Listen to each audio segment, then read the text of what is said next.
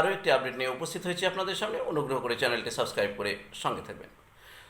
মমতা বন্দ্যোপাধ্যায়ের কালীঘাট তৃণমূল নাকি ঋতব্রত বন্দ্যোপাধ্যায়ের আসল তৃণমূল, এ নিয়ে দড়ি টানাটানি কিন্তু অব্যাহত। এই অবস্থায় সবচেয়ে চাপে দলের সাধারণ কর্মীরা। এর চূড়ান্ত মীমাংসা চেয়ে আলিপুর আদালতে মামলা দায়ের করেছিলেন ঘাসফুল শিবিরের কর্মীরা। সেই মামলার রায় ঘোষণা হলো। আদালতের রায় ঋতব্রত বন্দ্যোপাধ্যায়ের দিকেই বলে মনে হচ্ছে।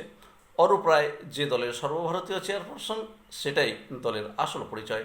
সাংবাদিক বৈঠক করে ঋতব্রত এই খবরই জানিয়েছেন। সেই সঙ্গে তিনি এও জানান, আলিপুর আদালতের এই রায়ের কপি হাতে পেলে তা নির্বাচন কমিশনে পাঠানো হবে নিজেদের সপক্ষে প্রমাণ আরও জোরালো করতে।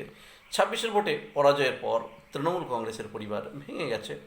মমতা বন্দ্যোপাধ্যায়ের নেতৃত্বাধীন কালীঘাট তৃণমূল ক্রমশ ঝিমিয়ে গেছে। দলে অভ্যন্তরে চলছে বিদ্রোহ। আর উলুবেড়িয়ায় পূর্বের বিধায়ক ঋতব্রত বন্দ্যোপাধ্যায়ের নেতৃত্বে আসল তৃণমূল ফুলে উঠছে।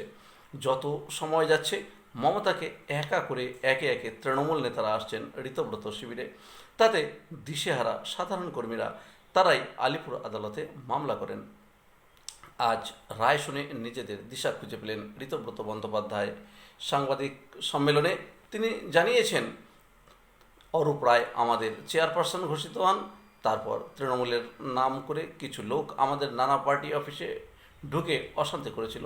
তার ভিত্তিতেই সাধারণ তৃণমূল কংগ্রেস কর্মীরা আলিপুর আদালতে একটা মামলা করেছিলেন। রায় বলছে, গত 22শে জুন জাতীয় কর্মসমিতির বৈঠকের ভিত্তিতে যে কমিটি তৈরি হয়েছিল সেটাই একমাত্র আইনগত স্বীকৃত দল।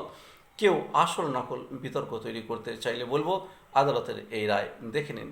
এই কমিটি বাদে কেউ নিজেদের তৃণমূল বলে দাবি করলে সেটা অবৈধ। এই কমিটি বাদে কেউ তাদের নিজেদের কমিটির মেম্বার বলে দাবি করে, তাহলে তাদের এসব থেকে দূরে থাকতে বলা হচ্ছে। পাশাপাশি আদালতের রায়ের নথি দেখিয়ে ঋতব্রত দাবি করেন যে পার্টি অফিস এবং দলীয় তহবিলের বিষয়টিও তাদের নিয়ন্ত্রণাধীন। তিনি বলেন, পার্টির তহবিল অন্য কেউ ব্যবহার করতে পারবেন না, পার্টি অফিসও ব্যবহার করা যাবে না। বিশেষ করে মেট্রোপলিটনের তৃণমূল ভবন ঋতব্রত শিবিরের সদস্য ছাড়া অন্য কেউ ব্যবহার করতে পারবেন না।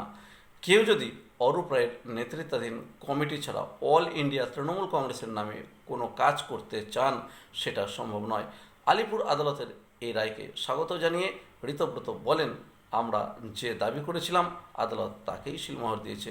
নিয়মনীতি মেনে পার্টির ফান্ড, নাম এসব আমরা ছাড়া অন্য কেউ ব্যবহার করতে পারবে না।